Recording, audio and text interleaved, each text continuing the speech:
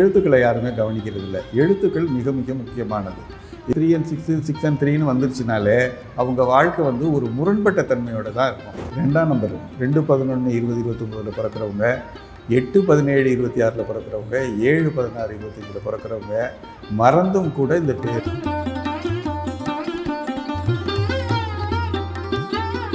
2ஆம் நம்பர்காரங்களாக இருந்தால் diabetes problem வரும். 7ஆம் நம்பர்காரங்களாக இருந்தால் பூர்வீக சொத்துல பிரச்சனை வந்து ஊரை விட்டே வெளியில் வர மாதிரி சூழல் உருவாகும். 8ஆம் நம்பரில் நீங்கள் பேர் வச்சிட்டிங்கன்னா அந்த கேட்குற எழுத்தில் இங்கே கேட்கவே வேண்டாம், கர்மரோக வியாதிகள் உடனுக்குடன் தாக்கிடும்.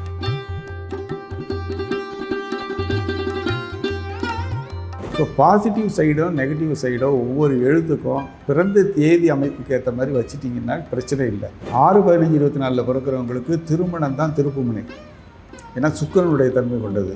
இந்த எம்முங்கிற எழுத்து இருக்குது பார்த்தீங்களா, இது வந்து விவாக முறிவை ஏற்படுத்தும்.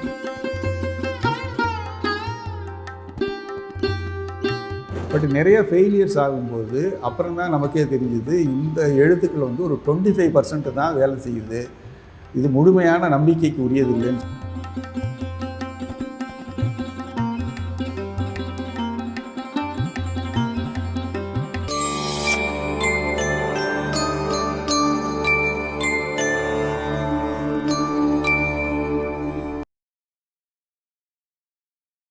டெம்பிள் எக்ஸ்பிரஸ் வியூவர்ஸ் அனைவருக்கும் வணக்கம். நம்ம சேனலில் தொடர்ந்து ஆன்மீகம், ஜோதிடம் இந்த மாதிரி நிறைய விஷயங்களை பற்றி பார்த்துட்ருக்கோம். அந்த வகையில் இன்றைக்கி ரொம்ப முக்கியமான டாப்பிக்காக நியூமராலஜியை பற்றி நிறைய விஷயங்கள் நம்ம கூட இருக்கிற ஒரு நியூமராலஜிஸ்ட் ஏகே பாலசுப்ரமணியம் சார் அவர்கிட்ட கேட்டு தெரிஞ்சுக்க போகிறோம். வாங்க நேர்களை நிகழ்ச்சிக்கு போகலாம். வணக்கம் சார். வணக்கம்மா, வாழ்க்கை சொல்லுங்கள் சார். இப்போ வந்து நம்ம நியூமராலஜியில் நிறைய விஷயங்கள் இருக்குது இல்லையா, அதில் ஒரு முக்கியமான ஒரு விஷயத்தை பற்றி உங்கள்கிட்ட நான் கேட்கணும்னு நினைக்கிறேன். நிறைய லெட்டர்ஸ், நீங்கள் சொன்ன மாதிரி நிறைய லெட்டர்ஸ்க்கு அந்தந்த விஷயங்களோட தாத்பரியங்கள் இருக்குது. ஆனால் சரி, இப்போ சும்மா ஒரு 2 லெட்டர் எடுத்துக்கலாம் சார். இப்போ இந்த ஏபி கேசி அந்த மாதிரி நிறைய இருக்கு இல்லையா. ஸோ இந்த பேர் கே பற்றி கொஞ்சம் பார்க்கலாமா சார்? இந்த கே அப்படிங்கிற பேர் நிறைய கார்த்திக், கமல், கண்ணன் இந்த மாதிரி நிறைய பேர் இருக்குது. அந்த பேர் கொண்டவர்களுடைய குணாதிசயங்களும் அதுக்கான ப்ளஸ் அண்ட் மைனஸ் பற்றி நீங்கள் சொன்னீங்கன்னா நல்லாயிருக்கும் சார். எண்ணும் எழுத்தும் கண்ணனத்தகம்னு சொல்லக்கூடியது. இப்போ நம்ம எண்களை பற்றி தான் நம்ம பார்த்துக்கிட்டு இருக்கோம். டோட்டல் நம்பர் 5 வரலாம் அப்படின்னு சொல்கிறோம். எழுத்துக்களை யாருமே கவனிக்கிறது இல்லை. எழுத்துக்கள் மிக மிக முக்கியமானது. இது எப்படின்னு கேட்டிங்கன்னா, பிறந்த தேதி எண்கள் 9, கூட்டி எண்கள்னு சொல்லக்கூடியது தேதி மாத வருடத்தை கூட்டி பார்த்திங்கன்னா ஒரு 9 எண்கள் வரும். அப்போ 81 காம்பினேஷன்ஸ் இருக்குது. இந்த 81 காம்பினேஷன்ஸில் ஒரு 30 காம்பினேஷன்ஸ் வந்து ட்ரபுள்டு காம்பினேஷன்ஸ்னு சொல்லக்கூடியது. அது எப்படின்னு கேட்டிங்கனாக்கா 3 and 6 6 and 3ன்னு சொல்லக்கூடியது.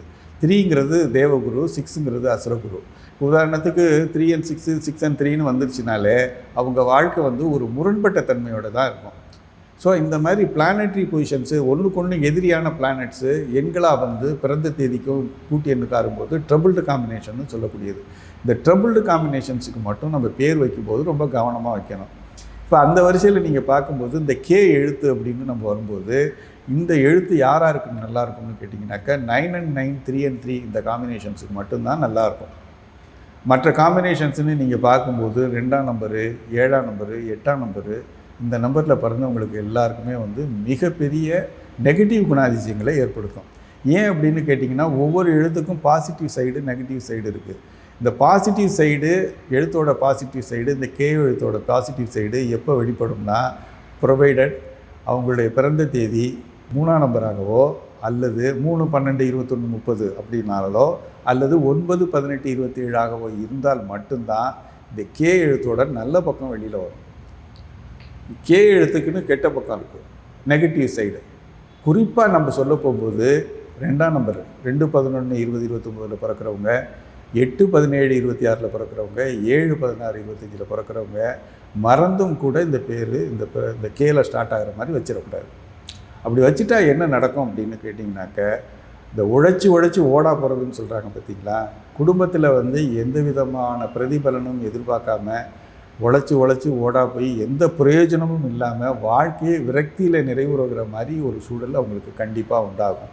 இவங்களுக்கு வந்து பார்த்திங்கனாக்க அம்மா வந்து மேலே ரொம்ப பிரியம். ஏன்னா கேங்கிறது 2ஆம் நம்பர் ஆதிக்கம், சந்தனுடைய ஆதிக்கம். அம்மா மேலே ரொம்ப பிரியமாக இருப்பாங்க. அதே நேரத்தில் பெண்களாக இருக்கும் பட்சத்தில் குழந்தைகள் வந்து விரோதமாக போயிடுவாங்க. உதாரணத்துக்கு ஒரு அம்மா பேர் கோமலா அப்படின்னு இருக்குன்னு வைங்களேன். குழந்தைகள் வந்து இந்த மாதிரி நம்பரில் இல்லாத போது 3ஆம் நம்பர் 9ஆம் நம்பரில் இல்லாத போது குழந்தைகள் வந்து விரோதமாக போயிடுவாங்க. ஸோ இந்த மாதிரி இருக்கும்போது இவங்களுக்கு வாழ்க்கை துணையோட பிரச்சனை ஏற்பட்டு திருமண முறிவு, விவாக முறிவுகள்லாம் ஏற்படுறது அப்படிங்கிற போது இந்த கேங்கிற எழுத்து வந்து அந்த மாதிரி ஒரு டிஸ்டர்ப்டு ஒரு எழுத்தாகவே மாறிவிடும். ஸோ பாசிட்டிவ் சைடோ நெகட்டிவ் சைடோ ஒவ்வொரு எழுத்துக்கும் பிறந்த தேதி அமைப்புக்கு ஏற்ற மாதிரி வச்சிட்டிங்கன்னா பிரச்சனை இல்லை. எந்த எழுத்தும் நல்ல எழுத்தோ எந்த எழுத்தும் கெட்ட எழுத்து கிடையாது. அதனுடைய உதாரணத்துக்கு ஒருத்தர் இருக்கார், அவருக்கு ஒரு பிடிச்ச பொருள் இருக்குது, நம்ம வாங்கிட்டு போனோம்னா அதை வாங்கிட்டு அவர் சாப்பிட்டுட்டு ரொம்ப பிரியமாக பேசுவார். அதே பிடிக்காத ஒரு விஷயத்தை செஞ்சால் அவங்க என்ன பண்ணுவாங்க, எவ்வளோ பெரிய நல்லவராகவே இருக்கட்டும், அவங்களுடைய நெகட்டிவ் சைடு ஒரு கோபதாபத்தை காட்டுவாங்க இல்லைங்களா. அதே மாதிரி தான் இந்த எழுத்துக்களுக்குன்னு ஃப்ரெண்ட்லி லெட்டர்ஸ், ஃப்ரெண்ட்லி நம்பர்ஸ்னு இருக்குது. அந்த நம்பரில் பிறந்தவங்க மட்டும்தான் அந்த எழுத்தில் வைக்கணும். மற்ற எழுத்தில் வச்சிங்கனாக்கா வாழ்க்கை வந்து என்னென்ன ஏற்படும்னு பார்த்தீங்கன்னா, 2ஆம் நம்பர்காரங்களாக இருந்தால் டயபெட்டிஸ் ப்ராப்ளம் வரும். 7ஆம் நம்பர்காரங்களாக இருந்தால் பூர்வீக சொத்துல பிரச்சனை வந்து ஊரை விட்டே வெளியில் வர்ற மாதிரி சூழல் உருவாகும். 8ஆம் நம்பரில் நீங்கள் பேர் வச்சிட்டிங்கன்னா அந்த கேங்கிற எழுத்தில் நீங்கள் கேட்கவே வேண்டாம், கர்மரோக வியாதிகள் உடனுக்குடன் தாக்கிடும். கர்மரோக வியாதிகள்னு இவங்களுக்கு ரெஸ்பான்சிபிலிட்டி இல்லாத வியாதி. உதாரணத்துக்கு இனிப்பாக சாப்பிட்டுட்டு இருக்காங்க, டயபெட்டிஸ் வருதுன்னா ரைட்டு, இவங்க இனிப்பாக ஆரம்பத்துலேருந்து சாப்பிடலைனாலும் டயபெட்டிஸ் வருது அப்படிங்கிற போது கர்மரோக வியாதின்னு சொல்லக்கூடியது.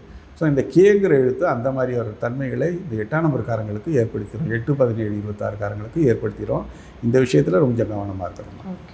இந்த விஷயங்கள் எனக்கு நிறையவே புரிஞ்சுது சார். ஆனால் வந்து இப்போது நியூமராலஜி பிரகாரம் நீங்கள் இதை சொல்லிட்டீங்க. ஆனால் வந்து பிறந்த உடனேவே குழந்தைங்களுக்கு வந்துட்டு ஜாதகம் பார்த்து பேர் எடுக்கிறதுன்னு ஒன்று வச்சிடுறாங்க. நாம நட்சத்திர முறை. ஆமாம், அதை பற்றி அதுக்கும் இதுக்கும் எப்படி சார் எஃபெக்டிவாக இருக்கும்? அதை பற்றி நான் வந்து ஆரம்பத்தில் இதை நான் ஆராய்ச்சி பண்ணும்போது நாம நட்சத்திர எழுத்துக்களை தான் உபயோகித்தோம். உதாரணத்துக்கு எம் எழுத்து, இந்த நாம நட்சத்திரப்படி எம் எழுத்து வருதுன்னு வைங்களேன். இந்த எம் எழுத்துங்கிற மாதிரி ஒவ்வொரு எழுத்துக்களும் வரும். இந்த எம் எழுத்தை வந்து நம்ம நாம நட்சத்திரப்படி வைக்கும்போது நீங்கள் நல்லா இங்கே ஞாபகம் வச்சுங்க, இந்த எம்முங்கிற எழுத்து நாம நட்சத்திரப்படி வச்சா 6ஆம் நம்பருக்காரங்களுக்கு பயங்கரமான எதிரித்தன்மை.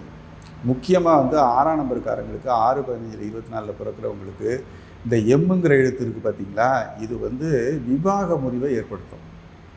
6, 15, 24 பிறக்கிறவங்களுக்கு திருமணம் தான் திருப்புமுனை, ஏன்னா சுக்கிரனுடைய தன்மை கொண்டது. அந்த இடத்துல இது போய் வேலை செஞ்சு திருமணமே வேண்டாங்கிற லெவலுக்கு அல்லது அதீதமான இச்சைகளை ஏற்படுத்தக்கூடியது. ரெண்டையும் நீங்கள் ஞாபகம் வச்சுக்கணும். இந்த 2 தன்மைகளையும் இது ஏற்படுத்தி சமுதாயத்தில் ஒரு கெட்ட பேர் ஏற்படுத்திடும். இதை நீங்கள் கமெண்ட்ஸில் பாருங்கள். உலகத்தில் இருக்கிறவங்க எல்லாரும் இதை வாட்ச் பண்ணியிருந்தாங்கன்னா நிச்சயமாக இதுக்கு வந்து ரிப்ளை கொடுப்பாங்க. ஏன்னா 6ஆம் நம்பருக்கு அது அப்படி இருக்கும் பட்சத்தில் நம்ம இந்த மீ மோன் எழுத்துக்கள் இருந்து நட்சத்திரத்தை வைக்கும்போது நெகட்டிவ் பலன்களை தான் ஏற்படுத்துச்சு. ஸோ நான் ஆரம்பத்துலேருந்து பார்க்கும்போது நானும் நாம நட்சத்திரப்படி தான் ஸ்டார்ட் பண்ணேன்.